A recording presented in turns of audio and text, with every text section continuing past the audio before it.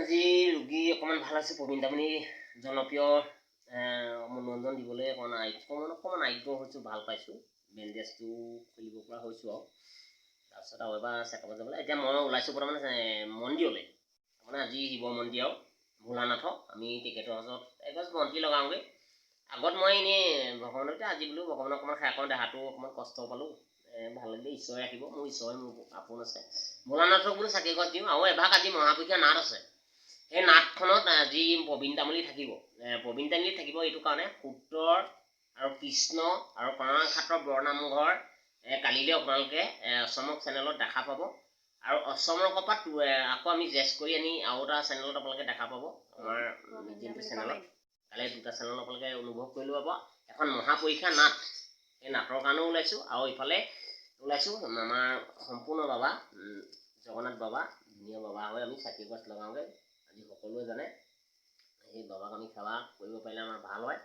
আজি সঁচাকৈ ভোলানাথ ডাঙৰীয়া ভোলানাথৰ বহুত পাৱাৰ আছে, বহুত শক্তি আছে। ভোলানাথ নামৰ বহুতে দেওবাৰ দিনাখন বা সোমবাৰ দিনাখন লঘোণেই কৰে। আমি তেনেধৰণৰ নহয়, আমি ইমান মানিব নোৱাৰোঁ। তথাপি আজি সৰকাৰ মানে ৰাইজৰ মাজত যে ইমান দিন পৰি মেলি এইবোৰ ৰাখি পাত্ৰ আৰু ৰাইজকো দেখা এটা দিওঁ, এৰি বুলি ওলাইছোঁ। এয়া যাবলৈ ওলাইছোঁ। নমস্কাৰ। নামঘৰ পাওঁ।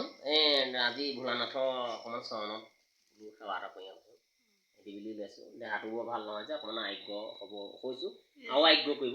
বন্তি সঁজুলি এইবোৰ ধূপ ধূনা লাগে যে লৈ লৈছোঁ আৰু মানে পইচাকে দিব পাৰে। আমি আৰু চাকি বন্তি মূল্য এটা দিম আৰু অকণমান থিয় হৈ দিয়া। বৰ ধুনীয়া লাগিছে।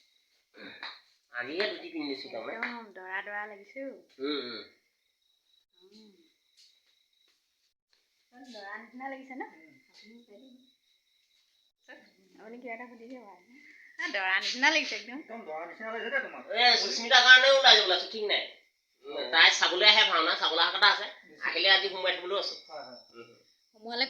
সোমোৱালেও মই প্ৰথম ইয়াতে সোমাম দিনটো ঘৰতে, তাৰপিছত মাহঁতক মানে ৰাতিপুৱা লৈ যাম গাড়ীখন লৈ। ছোৱালীও তাৰমানে নহয়, তাই অহা কথা আছে। যদি তাইক কথা দিয়া আছে, তাৰমানে ভাওনাত ছোৱালী হেৰাইতো, তাৰমানে ময়ো আজি তাৰমানে কি ৰাইজৰ মাজতে তাইক লৈ যাবলৈ আছোঁ। আকৌ এখন ৰভা দিয়াতকৈ।